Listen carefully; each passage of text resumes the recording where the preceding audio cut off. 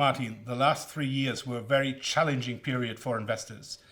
DJE won the award as Best Small Fund Promoter for Mixed Assets, which is considered the masterclass of asset management. With regards to this, it would be interesting to hear how DJE mastered the fast-changing market environments over the course of the last 3 years, and did the FMM model react fast enough, or has it been overwritten by your portfolio managers? Yeah, I mean, this 3-year period was indeed very, very challenging. I mean, with at least two very bad years. I mean, 2020, the correction in the market was quite heavy due to the pandemic, but also was the recovery. And yeah, I mean, for us it was very important to really coolly analyze the fundamentals, the monetary conditions, and also the market sentiment. And I mean, that's exactly what we do with our FMM method. And yeah, we did as well in this challenging year 2020. So we had a lot of liquidity at the beginning of the year, and then after mid-March we started to buy these undervalued quality stocks, and this went quite well. And then, I mean, 21 was quite an easy year, even though the bond sector was negative.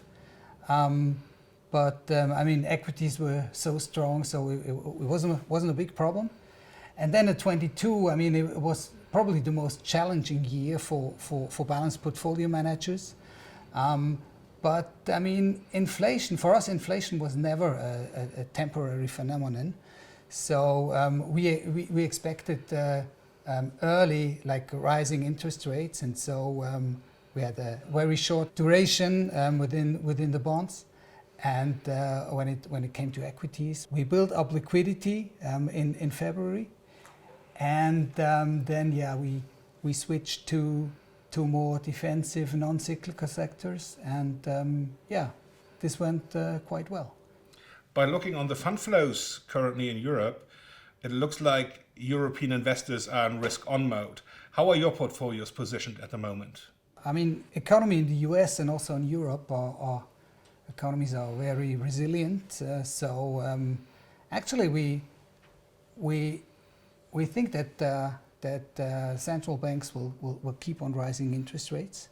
I mean, now maybe you have a little break because of this crisis coming in from the US banking sector, but core inflation is still rising, and so sooner or later central banks have to keep on rising interest rates.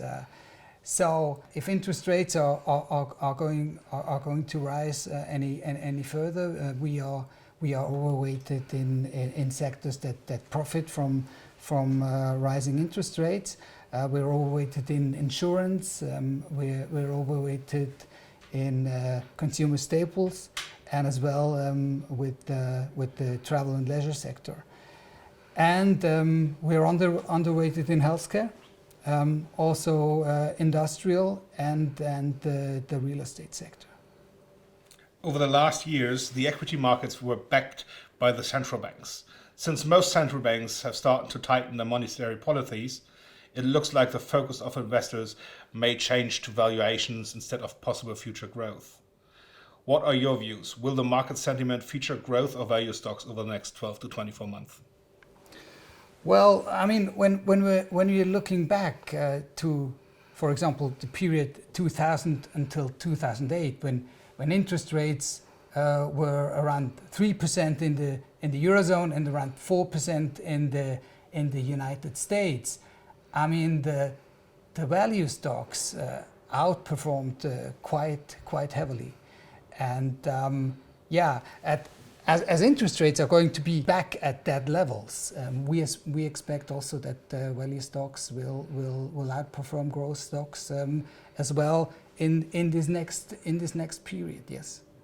Thank you very much, Martin. You're welcome.